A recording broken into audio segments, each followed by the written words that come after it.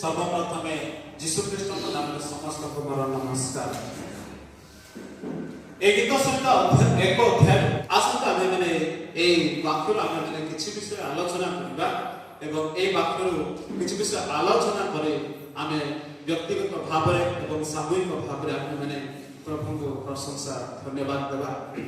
तो ए एक अध्याय जो हेडलाइन दिया है सफलतार पथ सफलतार पथ। तो जो जन दुष्ट माने जो जन दुष्ट मानक मंत्रणारे चले नहीं अबा पापी मानक मार्ग रे ठिया हुए नहीं कि अबा निंदक मानक सभा रे बसे नहीं मात्र सदा प्रभु को व्यवस्था रे जहार आमद थाए वो जे द्वार को ताहक व्यवस्था ध्यान करे से धन्य। अर्थात सफलतार पथ आमे मध्य आमानकर जीवन रे सक्सेस हेबा पय समस्त चाहि था। स्टूडेंट मानक विषय जदि चिंता करिबा जेतबे सेमाने 10th क्लास पासंती से 10th क्लास जे परे सेमाने सफल पाइबे से दिन मते चेष्टा करंती प्रस्तुत होंती से प्लस 2 डिग्री जे कोनसी डिग्री को सेमाने जहा भी पढि थांती प्रत्येक स्टूडेंट्स माने सेमाने सब बेले सक्सेस पाइबा पय चाहंती। से परे जडा परिवार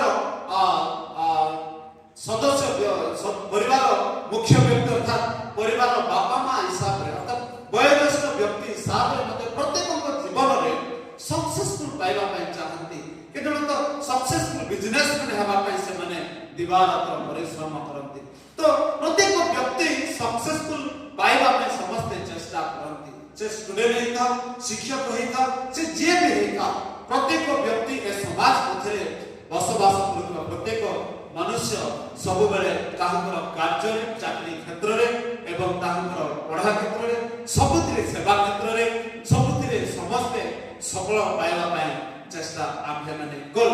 तो ए एक ध्यान जस्ट आपण मानक एवं निजको उत्साहित करबा पय चाहे जे प्रभु अनुग्रह कले 2022 वर्ष मध्य आमन आशीर्वाद कले अनुग्रह कले एवं आमनकर जन्म ठारू आज पर्यंत परमेश्वर अनेक क्षेत्र रे आमन को सफलता दे आछंती एवं आशीर्वाद करे आछंती।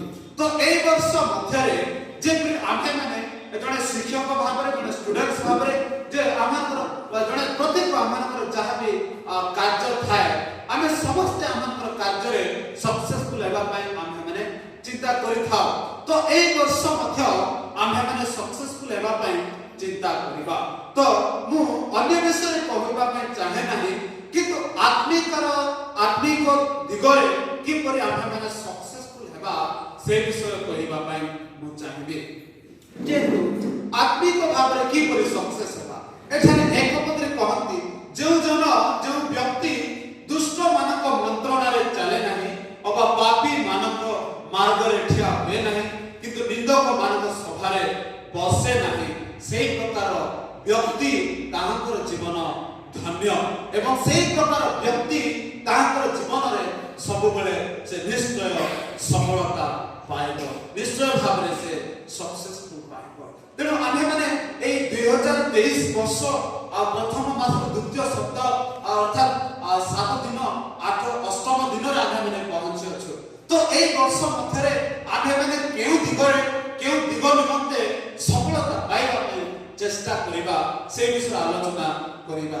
जेतो आमे माने ख्रीष्टीय व्यक्ति हिसाब रे आमहनकर मुख्य लक्ष्य एग्जाम जने स्टूडेंट्स रो लक्ष्य पाठ पढिबा सक्सेस हेबा नै से प्रकार आमहनकर जने ख्रीष्ट विश्वास हिसाब रे आमहनकर मुख्य लक्ष्य आमे माने कोन जने प्रभु को उपासना करिबा आमहनकर मुख्य लक्ष्य यीशु को जानिबा यीशु को ग्रहण करिबा एवं स्वर्ग को पहुंचीबा स्वर्ग आमहनकर स्थायी वास वाक्य कहे ए जगत रे आमे माने स्थायी बासिंदा न हो आज आमे माने एक पृथ्वी मध्य रे आमे माने विदेशी सदृश्य आज आसीछु दिने रे दिने ए पृथ्वी को ए समाज को छाडी दिबा को अर्थात आमहनकर लक्ष्य उद्देश्य ए जगत मध्य रे चिरस्थायी भाव रे आमे माने जीवन यापन करिबा कहानी किंतु आमहनकर लक्ष्य स्थान स्वर्ग परमेश्वर जगत स्वर्ग को त्याग करी मानव रूप रे ए जगत रे जन्म ग्रहण करिथिले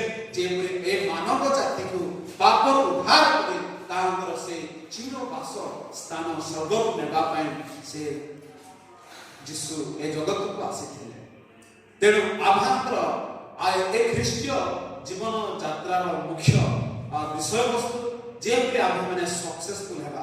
ତେବେ ଆମ୍ଭଙ୍କର ଏ ଖ୍ରୀଷ୍ଟୀୟ ଜୀବନରେ ଜଣେ ଖ୍ରୀଷ୍ଟ ଯୁବା ଯୁବତୀ ହିସାବରେ, ଜଣେ ଖ୍ରୀଷ୍ଟଙ୍କର ଜଣେ ସେବକ ହିସାବରେ, ଜଣେ ଖ୍ରୀଷ୍ଟଙ୍କର ପରିବାର ବୟୋଜ୍ୟେଷ୍ଠ ବ୍ୟକ୍ତି ହିସାବରେ, ତେବେ ଆମ୍ଭେମାନେ ଆମ୍ଭଙ୍କର ଆଧ୍ୟାତ୍ମିକ ଜୀବନରେ କିପରି ଆମ୍ଭେମାନେ ସକ୍ସେସଫୁଲ ପାଇବା, କଣ କଲେ ଯାଇ ଆମ୍ଭେମାନେ ସକ୍ସେସଫୁଲ ପାଇବା।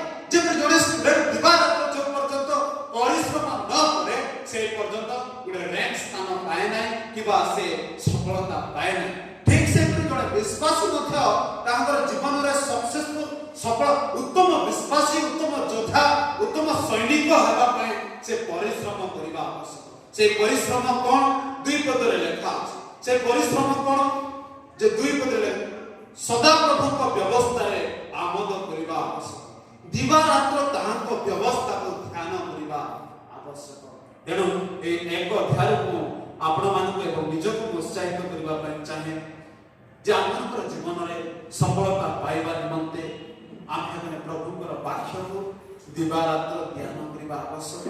ପ୍ରଭୁଙ୍କର ବାକ୍ୟକୁ ଆମେମାନେ ପାଠ କରିବା ଆବଶ୍ୟକ ଏବଂ ଏ ସକ୍ସେସଫୁଲ ଯେ ଆମେମାନେ ଜଣେ ଖ୍ରୀଷ୍ଟିଆନ ହିସାବରେ ଆମମାନଙ୍କର ମୁଖ୍ୟ ଲକ୍ଷ୍ୟ ଆମେମାନେ ସକ୍ସେସଫୁଲ ପାଇବା ପାଇଁ ହେଲେ ଆମେମାନେ ଆସୁ ଏ ବର୍ଷ ଆମେମାନେ ଗୋଟେ ଦୃଢ଼ ନିଷ୍ପତ୍ତି ନେବା ଯେ ବିଗତ ବର୍ଷରେ ହୁଏତ ମୋର ଜୀବନ କାଳରେ ମୁଁ ଏ 365 ଦିନମାନଙ୍କ ମଧ୍ୟରେ 52 ସପ୍ତାହ ମଧ୍ୟରେ ମୁଁ କେତେ ଥର ପ୍ରଭୁଙ୍କର ଦିନରେ ମୁଁ ସମୟ ଦେଲି। କେତେ ଏ 52 ସପ୍ତାହ ମଧ୍ୟରେ ରବିବାର ଦିନ ମଧ୍ୟରେ କେତେ ଥର ମୁଁ ଉପାସନାରେ ଯୋଗ ଦେଲି। ଯଦି ଆମେ 52 ସପ୍ତାହ ଯାକ ଆମେମାନେ ଉପାସନାରେ ଯୋଗ ଦେଇଛୁ ତେବେ ଆମେ ସକ୍ସେସଫୁଲ ହେଇଛୁ ବିଗତ ବର୍ଷ ପାଇଁ। ଯଦି ଆମେମାନେ 52 ସପ୍ତାହ ଗୁଡ଼ିକୁ ଆମେ ଆଟେଣ୍ଡ କରିନାହୁଁ ତାହେଲେ ଆମେମାନେ ଫେଲ୍ ହେଇଛୁ। ତେଣୁ ଆସୁ ଆମେମାନେ ଏଇ ବର୍ଷ ଦୃଢ଼ ନିଷ୍ପତ୍ତି ନେବା ଯେ ଏଇ ବର୍ଷ ମୁଁ ଉପାସନାରେ ରବିବାର ଦିନର ଉପାସନାରେ ଆରାଧନାରେ ମୁଁ ସକ୍ସେସଫୁଲ ହେବା ପାଇଁ ଅର୍ଥାତ କେବେ ମଧ୍ୟ ଆବସେଣ୍ଟ ନ ହେବା ପାଇଁ ମୁଁ ଚେଷ୍ଟା କରିବି। এই ପ୍ରକାର ଦୃଢ଼ ନିଷ୍ପତ୍ତି ଆମେ ନେବା।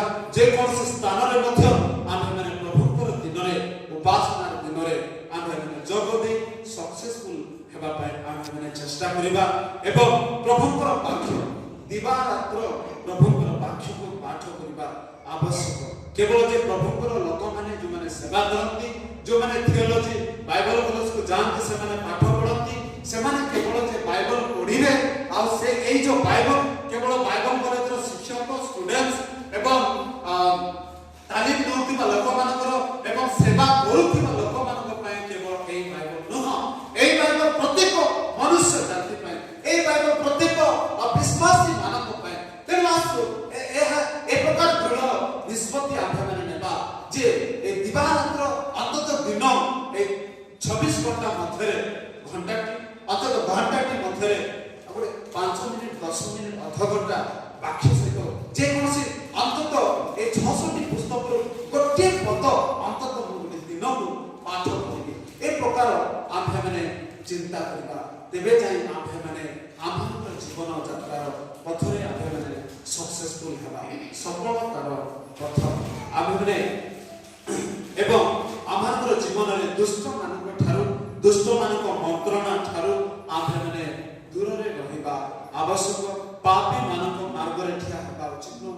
ଯେଉଁମାନେ ଭୁଲ କରନ୍ତି, ପାପ କରନ୍ତି, ଅବିଶ୍ୱାସୀ ଭାବରେ ଅଛନ୍ତି, ଯେଉଁମାନେ ପ୍ରଭୁଙ୍କୁ ଘୃଣା କରନ୍ତି, ପ୍ରଭୁଙ୍କୁ ଅସ୍ୱୀକାର କରନ୍ତି, ସେମାନଙ୍କ ସହିତ ଜୀବନ ଯାପନ ନ କରିବା ଆବଶ୍ୟକ ଏବଂ ନିନ୍ଦକ ମାନଙ୍କ ସଭାରେ ବସେ ନାହିଁ। ଯେଉଁମାନେ କି ଅନ୍ୟର ସବୁବେଳେ ନିନ୍ଦା କରନ୍ତି, ପ୍ରଭୁଙ୍କର ନିନ୍ଦା କରନ୍ତି, ଖ୍ରୀଷ୍ଟିଆନ ମାନଙ୍କୁ ନିନ୍ଦା କରନ୍ତି, ସେ ଭାଇକୁ, ସେ ଭୂମିକୁ, ସେ ପଡ଼ୋଶୀ ବିଷୟରେ ଯେଉଁମାନେ କି ଅନେକ ସମୟରେ ଅନ୍ୟମାନଙ୍କ ବିଷୟରେ ନିନ୍ଦା କରନ୍ତି, ସେ ପ୍ରକାର ନିନ୍ଦା ବିଷୟରେ ଆମେମାନେ ଦୂରରେ ରହିବା ଆବଶ୍ୟକ।